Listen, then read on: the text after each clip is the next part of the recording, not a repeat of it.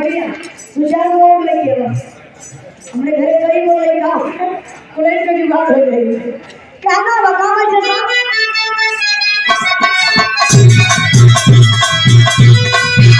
सरकार के वाले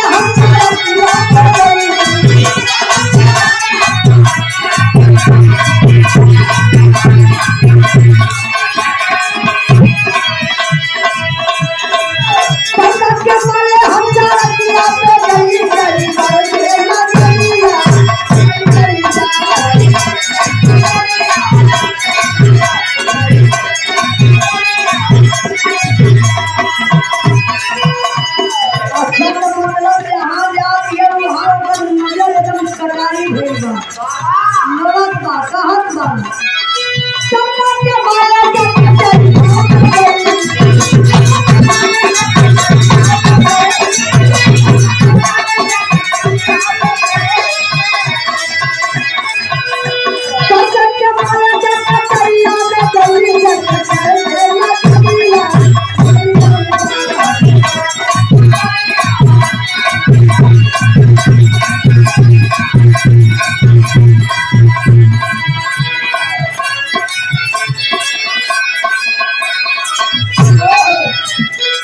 हमारे मास्टर साहब बड़ा रोमांटिक सैया गवैया नियम करे रोमांस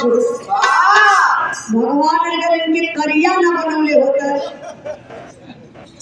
ये बड़ा बादल का तो बड़ा डरवान उधर होता आगे में मुझे जतना की मालिक इनका चेहरा बड़ा बढ़िया बनौले हो जे भले करिया में सब लद्दर हो गए। अरे भैया बहुत जगह ऐसा इनकी शकल हुई है ऐसा मत कहा काला को काला मत कहो काला सब में आला है काली पुतरी काला सुरमा ओ माय डियर आंख में बसने वाला है अरे माय डार्लिंग यो अपने मेहरारू से प्यार करल